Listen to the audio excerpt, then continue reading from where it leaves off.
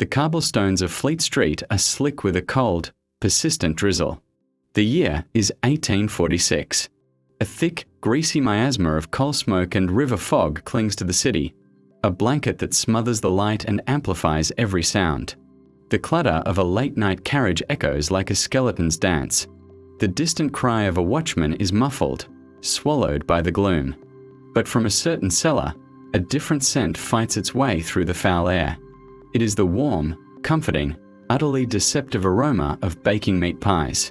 It wafts from the basement of 186, Fleet Street, a shop with a blood-red facade and a sign that swings gently in the damp breeze, S. Todd, Barber.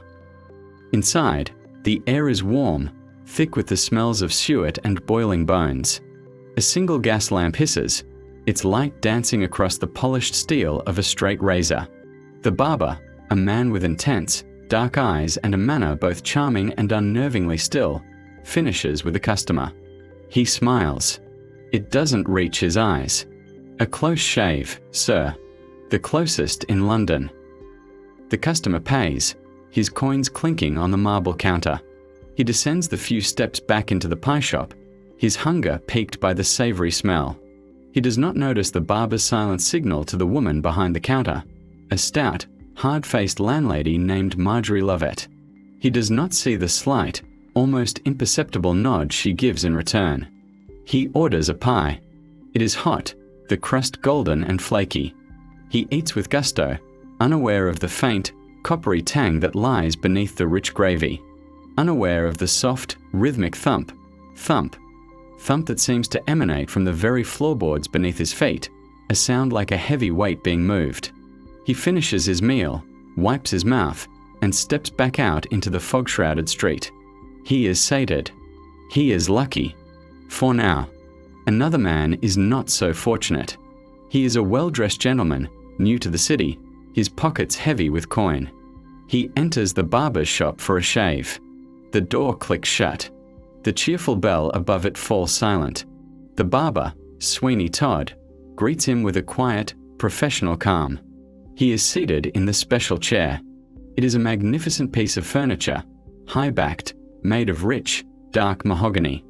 It faces a large window, offering a view of the bustling, oblivious street. Todd wraps a hot towel around the man's face. The world becomes a warm, dark blur. The man relaxes. He hears the soft hiss-drop of the razor being sharpened on leather.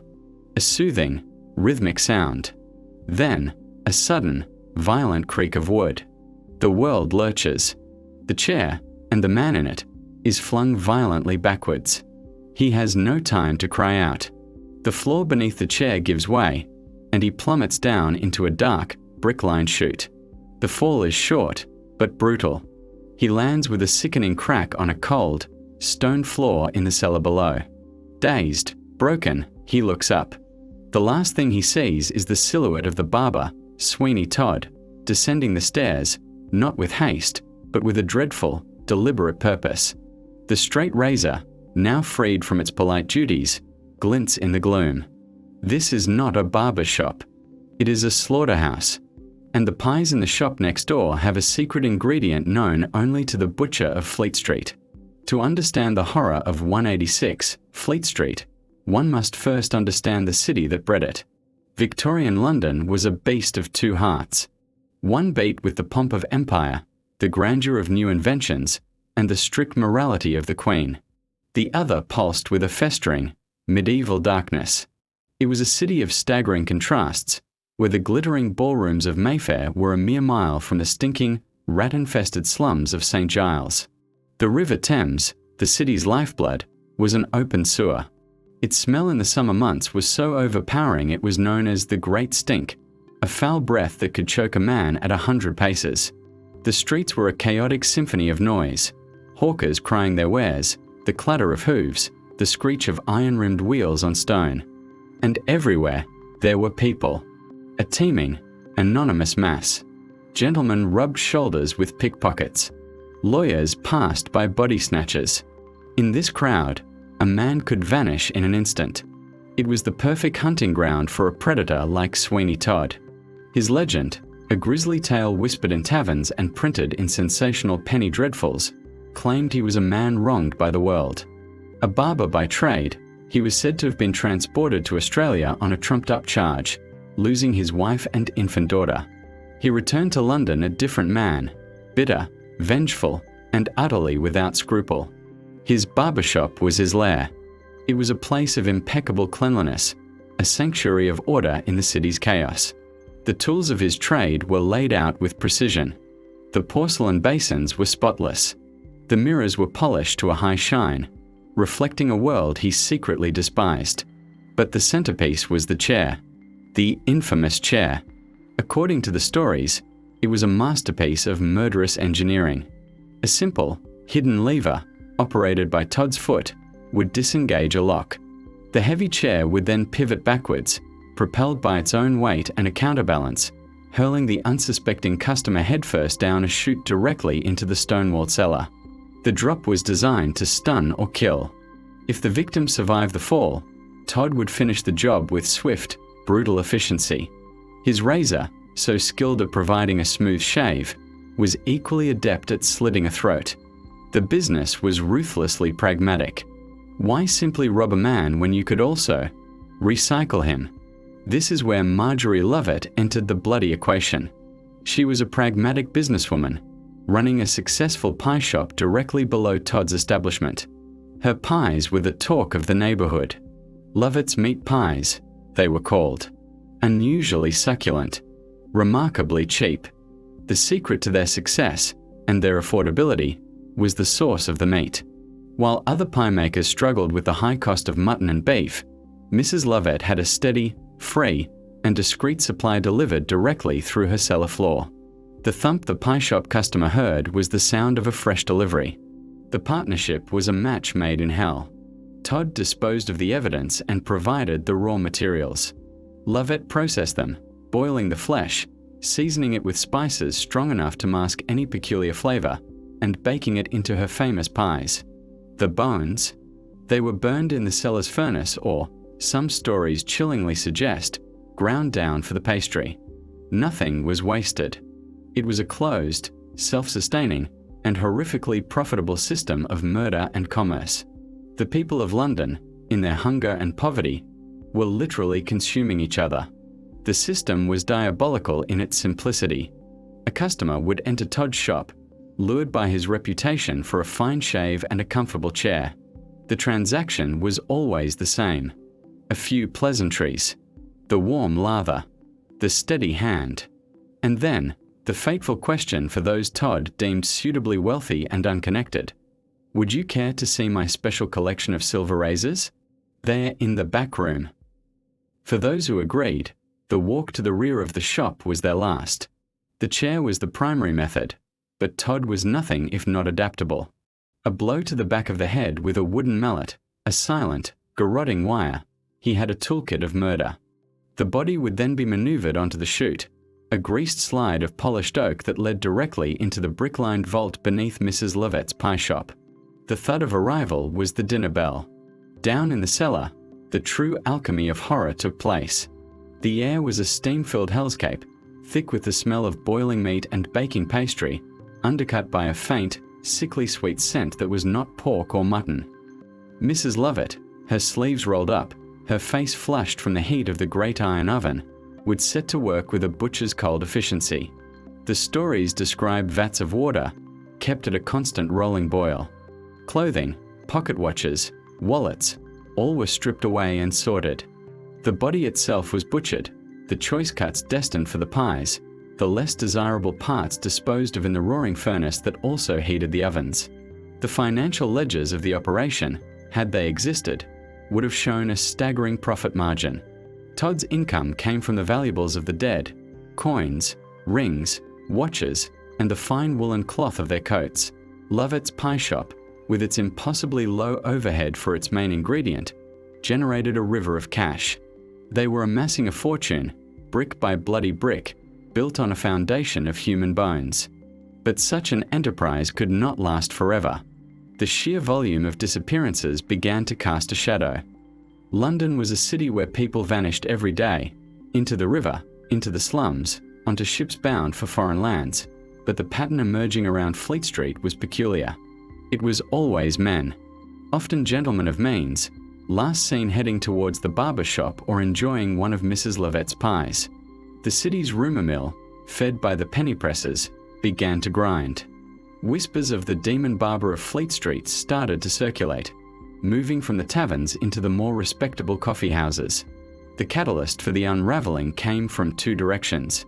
The first was a persistent, lovesick young sailor named Mark Industry. He had come to London to seek his fortune and win the hand of his beloved, Joanna, who worked as a servant in a house near Fleet Street. He carried with him a cache of priceless Indian jewels, a gift for his future bride. His last known stop was Sweeney Todd's for a shave. He never emerged. Joanna, frantic, enlisted the help of a friend, a headstrong and honest gentleman named Thornhill. Thornhill found the story of the vanishing sailor unsettlingly familiar. He began his own quiet investigation, visiting the barber shop under a pretext. He noted Todd's piercing gaze, the way the barber's eyes lingered not on his face, but on the quality of his waistcoat and the gold chain of his pocket watch.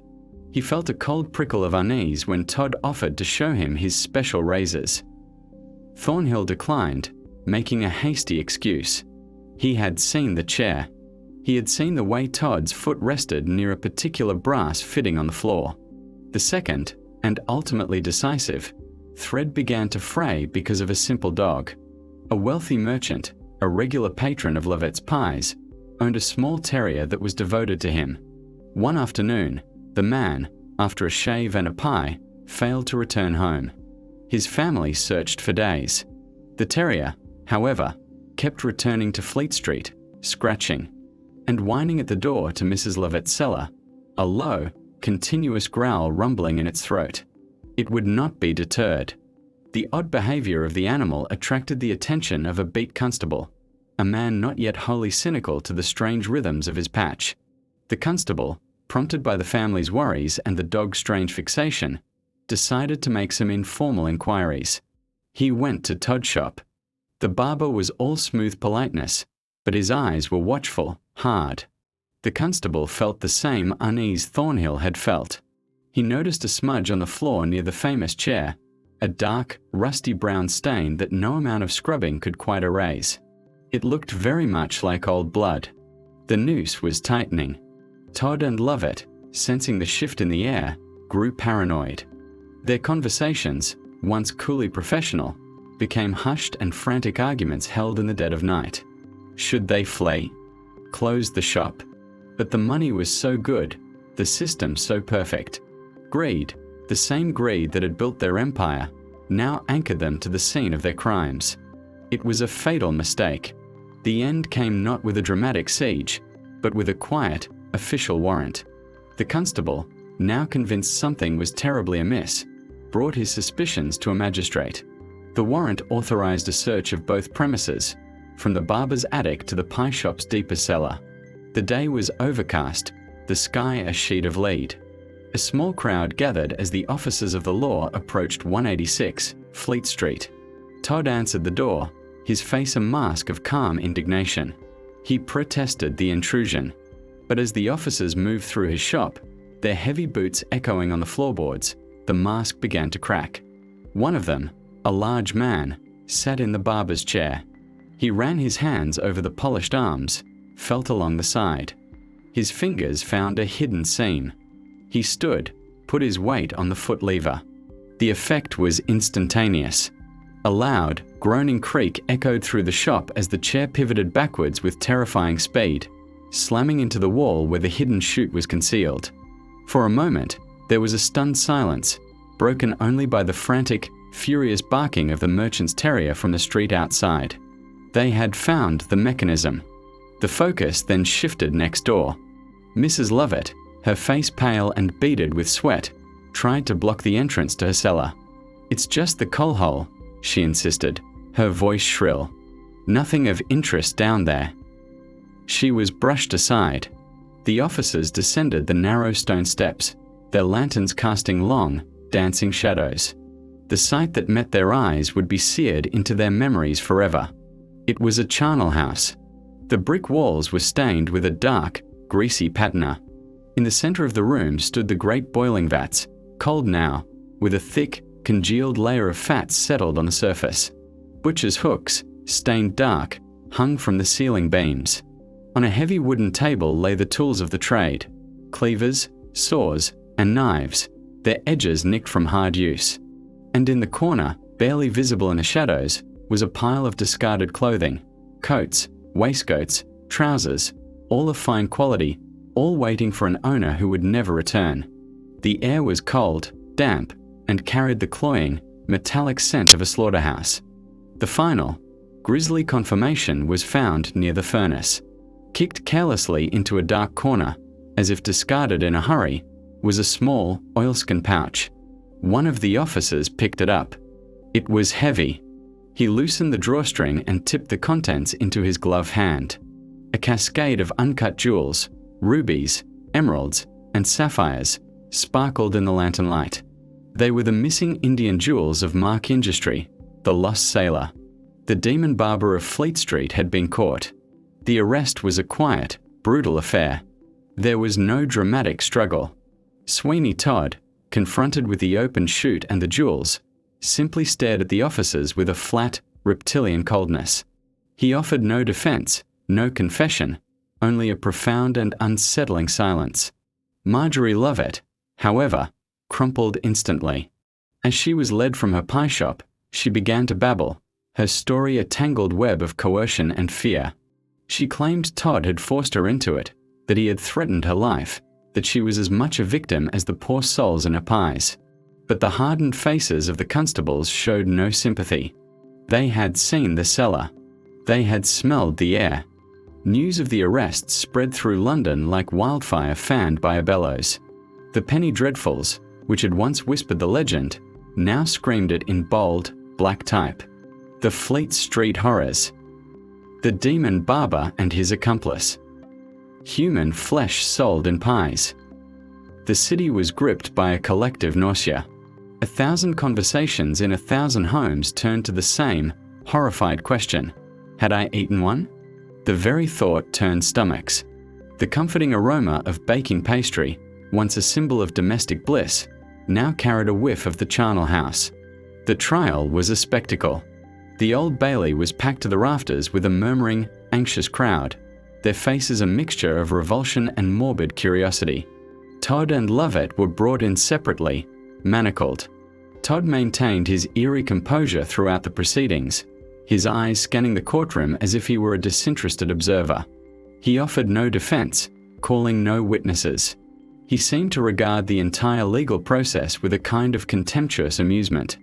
The evidence, however, was overwhelming. Officers described the pivoting chair, the chute, the cellar. A parade of witnesses, shopkeepers, neighbors, the heartbroken Joanna, the merchant's family, spun a damning tapestry of disappearance and coincidence. The most devastating testimony came from the coroner, who described, in clinical but ghastly detail, the organic matter found in Lovett's vats and the fragments of human bone discovered in the furnace ash. He spoke of the sheer volume of it, suggesting a scale of murder that was almost industrial. The jury took less than an hour to reach their verdict: guilty on all counts. The judge, his face pale and stern beneath his great wig, pronounced the sentence with grim finality. You, Sweeney Todd, and you, Margery Lovett, shall be taken from this place to a lawful prison, and thence to a place of execution, where you shall be hanged by the neck until you are dead. The words echoed in the silent, tense courtroom. Lovett let out a piercing shriek and collapsed in the dock, a writhing, hysterical heap. Todd merely smiled. It was a thin, cruel smile that held no warmth, no remorse, only a bottomless well of darkness. The final act played out at Newgate Prison. On the morning of the execution, a vast, restless crowd gathered outside the walls.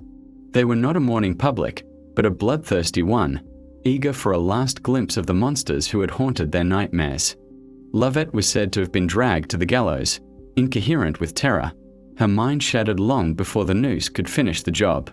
Todd walked with a steady step. He mounted the scaffold, his hands bound behind his back. He looked out over the sea of faces, a final, contemptuous glance at the society he had so effortlessly preyed upon. As the white hood was placed over his head, the hangman later claimed he heard the barber whisper one last, chilling phrase, "A close shave, indeed." The ropes jerked. The bodies fell. A collective sigh, a mix of relief and bloodlust, rose from the crowd. The demon barber of Fleet Street was dead. But the story did not end at the gallows. The fallout was immediate and profound. The very geography of London was stained by the crimes. The building at 186, Fleet Street, stood as a cursed place, a monument to infamy. No business would ever thrive there again. For years, it remained empty, a dark, gaping tooth in the smile of the street, until it was eventually demolished, the very stones of its cellar carted away as if to purge the city of its memory. The case also left a deep scar on the public psyche. It fueled a pervasive, low-grade paranoia. Trust, that fragile commodity in the anonymous city, became even more scarce. Men thought twice before entering an unfamiliar barber shop. People looked at their neighbors, their shopkeepers, with a new, suspicious eye. The tale became a cautionary fable, a dark nursery rhyme used to frighten children and warn the gullible. Don't stray too far, or Sweeney Todd will get you. Yet, for all the horror, a strange and unsettling question began to emerge from the ashes of the story. A question that historians and enthusiasts have debated ever since. Was any of it true? The search for the real Sweeney Todd leads not to a clear historical record, but into a fog as thick as the London he supposedly haunted. Scouring the official archives, the Old Bailey records, the newspaper reports of the time, the census data, yields a frustrating result. There is no definitive, contemporary account of a Sweeney Todd or a Margery Lovett being tried and executed for such grotesque crimes. No official documentation of the Fleet Street cellar, the pivoting chair, or the pie shop of horrors. The entire, magnificent edifice of the story appears to rest not on court transcripts, but on the pages of a serialized story called The String of Pearls, a romance, published in 1846-47 in a periodical called the People's Periodical and Family Library. This was the era of the penny dreadful, where sensational fiction sold for a penny a part, and writers competed with ever more lurid and shocking tales. The String of Pearls, with its demon barber and his cannibalistic accomplice, was a masterpiece of the genre. It tapped into the deepest, darkest fears of the Victorian urbanite, the fear of the anonymous crowd, the hidden predator, the corruption that lay beneath a veneer of respectability. It was a story so perfectly tailored to its time, so viscerally plausible, that it simply felt true. So, does this mean Sweeney Todd was a complete fiction? Not necessarily. The story may have been a fictionalized amalgamation of real, but less spectacular, crimes. There were barbers who robbed their clients. There were rumors of pie shops using dubious meat. There was a famous murder case involving a sailor and a missing string of pearls. The string of pearls might have woven these disparate threads into one grand, terrifying tapestry. The legend persists because it speaks to a truth deeper than fact, the truth of our fear of the monster next door, the butcher who smiles as he sharpens his knife.